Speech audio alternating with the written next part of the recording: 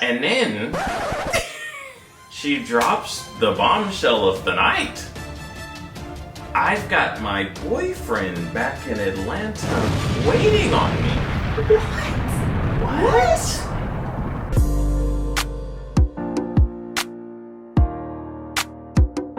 Welcome back, YouTube family. We are back with another week of Ready to Love.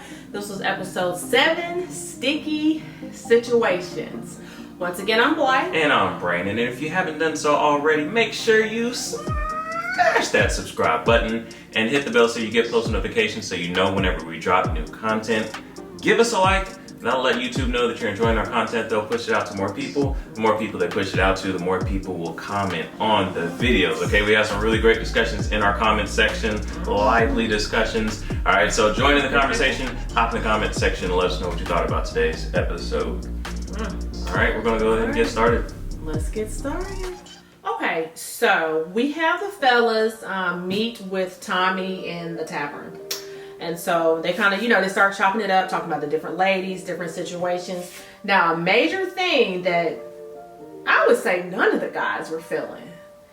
They weren't feeling the situation with Nyaa last week and Chris. No. That was pretty, right? Just across the board. Nobody was feeling that, right? 100%. And again, and it was like, it's not necessarily, that it's okay for her to want what she wants. Right, exactly.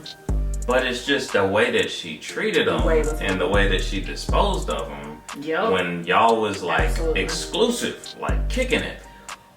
Right, because, it was crazy. Like Rashid, he brought up, he just wasn't feeling her. He didn't like the situation, how it went down. They revealed, remember, that in the tavern with the guys, Chris is expressing how basically like he done fell in love. Like he had fell for night, like for real, like hard. Like nobody else he was checking for. He really like was expressing to this man that he fell for her. So it was kind of, it didn't look good how she just dropped him like that. You just don't do that. Like there was no reason for her to do that. If that's not what you're interested in, that's cool. Yeah. All you have to do is take a mental note and start maybe exploring with some other people. Right. The only reason he got sent home was because she was super outspoken about, oh no, I'm not doing that. Started being rude, started telling everybody, you know what I'm saying? And that's why he got sent home. And then she had kind of said it like, that's my man, early on. So like nobody was even going Nobody was like even talking to him. So you took all of his time, you cut him off from everybody else. Right. But when he answers one question wrong, now you're done with him. And now he's got nothing. And it's just like the authenticity. Like, did you really like him or not? Like, you're just, like you said, it's fine to feel the way you want to feel about finances, but like, did you really like him or not? Like, that's in question.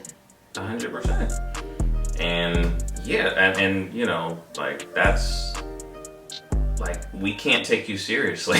You know what I mean? You don't know what's going on. Because, for all intents and purposes, you was feeling him too. Like, everybody thought that. That's what we were, exactly. That's what everybody assumed. That's what we were under the impression of. That's what you were saying. Like, if you really like somebody, if you're interested in somebody, it's not going to be just one question that's going to, then you're going to be like, oh no, I'm done with this person. Just throw them away, throw them in the trash. Like, if you're really feeling them, you're going to be like, dang. But especially, as a woman, like we talked about it because we was having a discussion about the Brian and the Alex and the physical abuse. Because I was trying to understand, like, why is it that women stay in those situations? It doesn't make sense to me, but I'm not, a woman. So you kind of shed some light on that. Like when you really get into somebody and you're really feeling somebody, sometimes you're blinded and you put up with stuff that you ain't got no business putting up with. So I say that to say, if you was really feeling him, granted, you ain't been with him that long. So I understand not, being to that level. But if you're feeling him, just him answering a question wrong is not going to make you just be completely done with him if you're really feeling him. Especially, look, he's not, like I said, I feel like in an ideal situation, the man is going to be the primary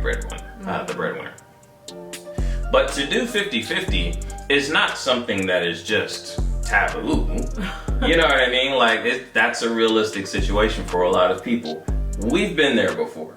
You know what I mean? So it's not like it's something that's just, you can't fathom that. That's just, you know what I mean? So for him to say that and for you to just be done with him, that seems like you wasn't never really feeling him, to me. I mean, again, she can feel the way she feels and, you know, have that opinion. It's just, if this is someone who you really like, you're gonna maybe give it, you know, some more chances, some more conversation, talk it out a little bit more. I mean, she was just kind of like, we cutting it right now, like we done with it. And it was like, okay, that's how you feel, that's what you want to do. Now the crazy thing was how she, you know, then she jetted over to Edwin, and which is right.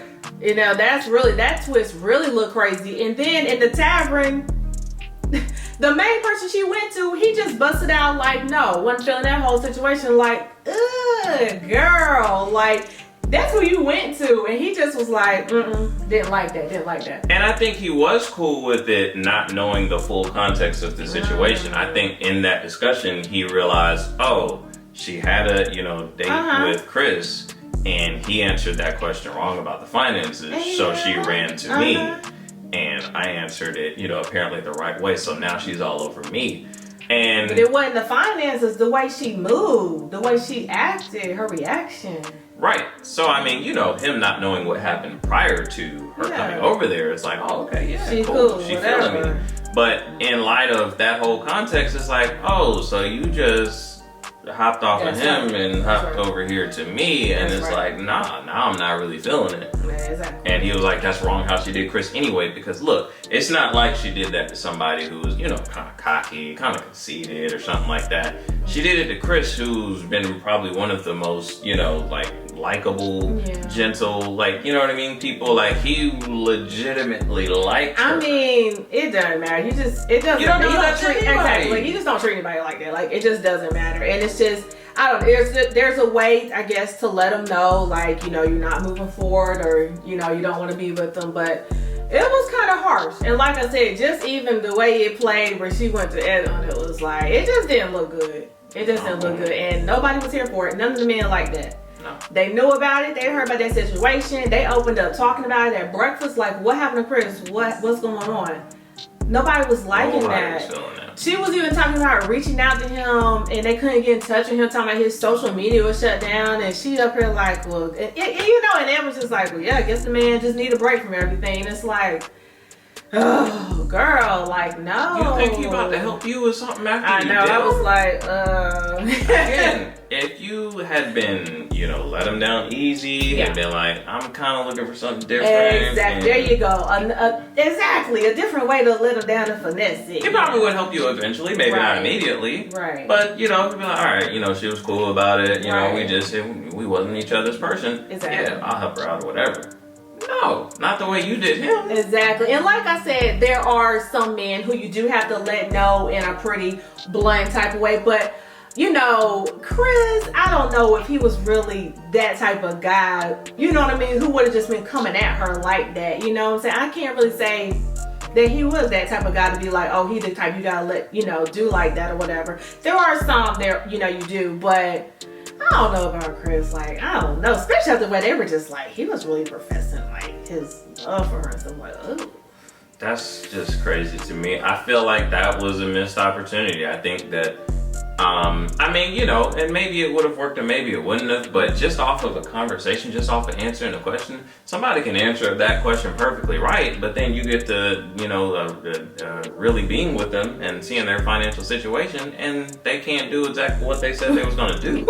So, you know what I mean? Like, that shouldn't have been something, I think, that like killed their relationship. Okay, let's continue to explore this, and let's have a conversation. Right, and granted, again, you know, she can feel that way, and you know, he's older, and it's just kind of like, you know, she's questioning where he really is, and you know, maybe she wouldn't have been the only woman who would have questioned that. It's just the way she handled him and dealt with him. That just wasn't right. You know what I'm saying? So it shouldn't have went down like that.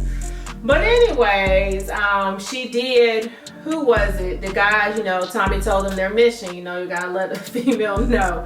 And so Rashid did meet with Nyaa to talk with her, and he was just honest. He wasn't disrespectful or rude or anything like that. But he was just honest that all the men were not feeling the situation that happened with Chris. Basically, they weren't feeling that. He wasn't rude. He wasn't nasty. I'm gonna let you take it from there, child, cause she. Yo, Nyaa showed her behind, so Rashid broke it down like you said, and he was like, because of that, we feel like you're not ready. And she just got up. She was like, look, you can say that to the couch, cause you ain't finna say it to me. I'm not about to have me out here looking crazy.